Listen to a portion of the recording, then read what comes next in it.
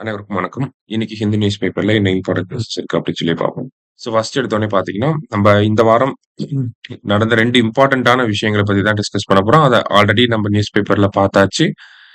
Just another glands இந்த இடத்துல பார்க்க போறோம். ரைட். ஸோ ஃபர்ஸ்ட் என்ன குடுத்திருக்காங்கன்னா, what is the court rule on எஸ்சிஸ் அண்ட் ரிலிஜியன் அப்படின்னு சொல்லி குடுத்திருக்காங்க. அதாவது எஸ்சிஸையும் ரிலிஜியனையும் ரிலேட் பண்ணி என்ன ஜட்ஜ்மென்ட் வந்துச்சு அப்படிங்கிறத கேட்கறாங்க. ஸோ என்ன ஜட்ஜ்மென்ட் வந்துச்சு அப்படின்னு சொல்லி நம்ம பார்த்திருந்தோம். அதாவது ஆ ஹிந்து மதத்தில எஸ்சியா இருக்கிறவங்க, ஹிந்து மதத்த விட்டுட்டு கிறிஸ்டியானிட்டி, இஸ்லாம் அந்த மாரி வேற ஏதாவது மதங்களுக்கு போனாங்க அப்படின்னா, அந்த மதத்தில அவங்களுக்கு எஸ்சி ஸ்டேட்டஸ் அப்படிங்கிறது கிடையாது. அவங்க எஸ்சி ரிசர்வேஷன் அந்த மாரி எந்த பெனிஃபிட்ஸும் கிளைம் பண்ண முடியாது. அப்படிங்கிறத கோர்ட் ரீஇட்டரேட் பண்ணியிருக்காங்க. Because current position of legislation அப்படிதான் இருக்கு. அத தான் கவர்ன்மெண்ட் கோர்ட் வந்து என்ஷூர் பண்ணியிருக்காங்க. அப்ப கரண்ட் பொசிஷன் என்ன அப்படின்னு சொல்லி பார்த்தீங்கன்னா, கான்ஸ்டிடியூஷன் ஷெட்யூல்டு காஸ்ட் ஆர்டர் 1950 அப்படின்னு சொல்லி குடுத்திருக்காங்க. ஸோ இந்த கான்ஸ்டிடியூஷன் ஷெட்யூல் காஸ்ட் ஆர்டர் 1950 அப்படிங்கிறது நமக்கு ஆர்டிகல் 341க்கு கீழ வர்றது. சரியா? ஸோ அத பேஸ் பண்ணி பார்க்கிறப்ப என்ன சொல்லியிருப்பாங்க அப்படின்னா, யாருக்கெல்லாம் எஸ்சி ஸ்டேட்டஸ் குடுக்கலாம் அப்படிங்கிறத சொல்லியிருப்பாங்க. ஸோ 1950ல வந்த ஆர்டர்ல ஹிந்துவுல இருக்கிறவங்களுக்கு எஸ்சி சர்டிபிகேட் குடுக்கலாம். 1956ல என்ன பண்ணியிருப்பாங்கன்னா, சீக்கிய மதத்த ஆட் பண்ணியிருப்பாங்க. சிக்ஸ்க்கும் வந்து குடுக்கலாம் அப்படின்னு சொல்லி. 1990ல என்ன பண்ணியிருப்பாங்கன்னா, புத்திசம் வந்து ஆட் பண்ணியிருப்பாங்க. சரியா? அப்ப இதுல என்ன மீனிங் அப்படின்னா, ஹிந்துவா இருந்து சீக்கிய மதத்துக்கோ, பௌத்த மதத்துக்கோ போனாங்க அப்படின்னா, ஹிந்துவுல இருக்கக்கூடிய எஸ்சி அங்கேயுமே எஸ்சி அப்படிங்கிற ஸ்டேட்டஸ கிளைம் பண்ணிக்க முடியும். அவங்களுக்கு எதிரா ஏதாவது குற்றங்கள் நடந்துச்சு அப்படின்னா, எஸ்சி, எஸ்டி ஆக்ட்க்கு கீழ ஒருத்தவங்க மேல வழக்கு பதிவு பண்ண முடியும். மத்த கம்யூனிட்டீஸ் யாருக்குமே லைக் ஹிந்துல எஸ்சியா இருக்கிறவங்க கிறிஸ்டியானிட்டிக்கோ, இஸ்லாம்க்கோ வந்து மதம் மாறுறப்ப, அவங்களுக்கு என்ன கிடையாது? அந்த எஸ்சி அப்படிங்கிற ஸ்டேட்டஸ் அப்படிங்கிறது கிடையாது அப்படின்னு சொல்லி நம்ம பார்த்துருந்தோம்.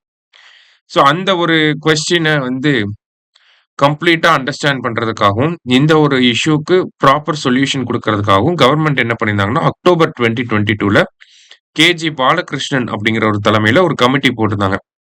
Dalit converts to Islam and கிறிஸ்டியானிட்டிக்கு எஸ்சி ஸ்டேட்டஸ் குடுக்கலாமா, வேணாமா அப்படிங்கிறத டிசைட் பண்றதுக்காக.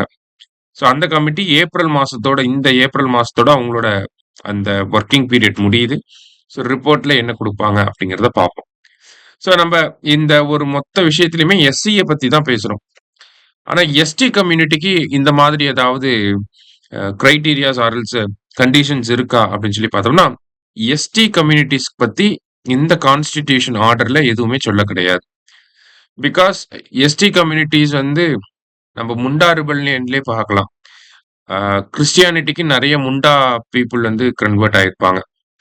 ஸோ அ ட்ரைபல் பீப்பிள பொறுத்தவரைக்கும் பார்த்தீங்கன்னா, அவங்கள வந்து ரிலிஜியனோட மேஜரா அசோசியேட் பண்ணாம, எதோட அசோசியேட் பண்றாங்கன்னா, அவங்களோட practices, customs and culture base பண்ணி அசோசியேட் பண்றாங்க.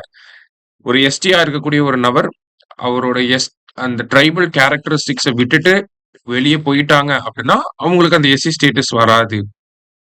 எஸ்டி ஸ்டேட்டஸ் வராது.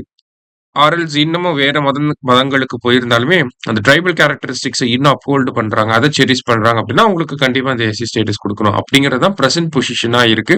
இத கேஸ் பை கேஸ் ஃபேக்ட் பேசிஸ்ல நமக்கு டிட்டர்மைன் பண்ணணும் அப்படிங்கிறது சுப்ரீம் கோர்ட்டோட ஸ்டாண்டா இருக்கு. அப்ப எஸ்டிக்கு இது அப்ளிகபிள் ஆகாது. ஆனா எஸ்சிக்கு இது அப்ளிகபிள் ஆகும். அததான் இங்க குடுத்திருக்காங்க. அதனால தான் Dalit converts to Christianity, SC status to converts to Christianity and Islam அப்படின்னு சொல்லி எல்லாமே எஸ்சிய வச்சே பார்ப்போம். எஸ்டிங்கிறது எங்கேயுமே வந்திருக்காது.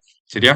பிகாஸ் அவங்களுக்கு அந்த ப்ரொவிஷன்ஸ் இருக்கு. இப்ப எக்ஸாம்பிளுக்கு நாகாலாந்துல இருக்காங்கன்னா, அங்க இருக்கக்கூடிய எஸ்டி பீப்பிள் எல்லாருமே மோஸ்ட்லி கிறிஸ்டியன்ஸா தான் இருப்பாங்க. But still they have the ST அப்படிங்கிற ஸ்டேட்டஸ். சரியா? ஸோ அதனால எஸ்டி பீப்புளுக்கு வராது. எஸ்சி பீப்புளுக்கு தான் இந்த ஒரு இஷ்யூ போய்க்கிட்டு இருக்கு. ஓகேவா? அதுதான் இங்க குடுத்திருக்காங்க. ரைட். அடுத்தது என்ன குடுத்திருக்காங்கன்னா, how will the new NDC accelerate climate action அப்படின்னு சொல்லி கேட்டிருக்காங்க. ஸோ இதுல இந்த என்டிசி புது டார்கெட்ஸ மட்டும் ஒரு தடவ ரிவைஸ் பண்ணிக்கலாம். என்டிசி அப்படின்னா நேஷனலி டிட்டர்மைன்டு கான்ட்ரிபியூஷன் அப்படின்னு சொல்லுவோம். United Nations framework convention on climate change UNFCCC காப் மாநாடுகள்லாம் நடக்குது இல்லையா? அந்த காப் மாநாடுகள்ல பாரிஸ் அக்ரிமெண்ட் அப்படிங்கிறது கையெழுத்தாயிருக்கும். அந்த பாரிஸ் அக்ரிமெண்ட்ல இருக்கக்கூடிய ஒரு முக்கியமான ஒரு ப்ரொவிஷன் தான் நேஷனலி டிட்டர்மைன்டு கான்ட்ரிபியூஷன் அப்படிங்கிறது. அதாவது ஒவ்வொரு நாடும் ஒரு செட் ஆஃப் டார்கெட்ஸ 5 இயர்ஸ் ஒன்ஸ் வந்து ரிலீஸ் பண்ணுவாங்க. அந்த டார்கெட்ட அச்சீவ் பண்றதுக்காக ஒர்க் பண்ணுவாங்க. ஸோ இந்தியா ஃபர்ஸ்ட் இந்த என்டிசி எப்ப கொண்டு வந்திருப்பாங்கன்னா, COP21ல கொண்டு வந்திருப்பாங்க.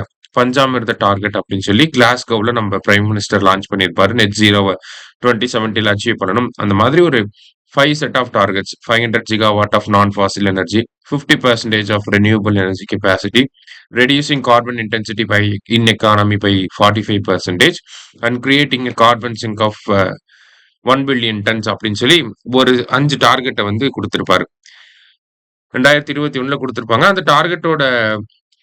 டார்கெட் அச்சீவ் பண்றதுக்கான டார்கெட் இயர் என்ன அப்படின்னா 2030. ஓகேவா? ஸோ அந்த 2021ல குடுத்த டார்கெட் அதுக்கப்புறம் 5 வருஷம் ஆயிருச்சு. இப்ப 2026 ஆயிருச்சு. இப்போ அந்த என்டிசிய அப்டேட் பண்ணியிருக்காங்க. அதுதான் இங்க content.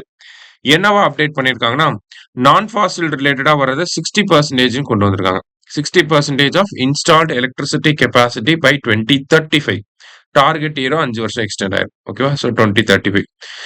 Reducing carbon intensity in economy by 45%ன்னு முன்னாடி பார்த்திருப்போம். இப்ப 47%ன்னு கொண்டு வந்துட்டாங்க. அடுத்தது கார்பன் சிங்க் கிரியேட் பண்றது முன்னாடி 1 பில்லியன் டன்ஸா இருந்திருக்கும். இப்ப 3.5 to 4 பில்லியன் டன்ஸா இன்கிரீஸ் பண்ணிட்டாங்க. சரியா? ஸோ இந்த எல்லாமே இந்த 3 டார்கெட் அப்டேட் பண்ணியிருக்காங்கல்ல, இந்த 3த்தையும் வந்து நம்ம 2035க்குள்ள அச்சீவ் பண்ணணும். அதுதான் இங்க கன்டென்ட்டா குடுத்திருக்காங்க. எக்ஸாம் பாயிண்ட் ஆஃப் வியூல இந்த பேராகிராஃப் போதும். மத்த எதுவும் தேவைப்படாது. நாளைக்கு மீண்டும் செய்தித்தாள் வாட்ஸ்அப்ல சந்திக்கலாம். நன்றி.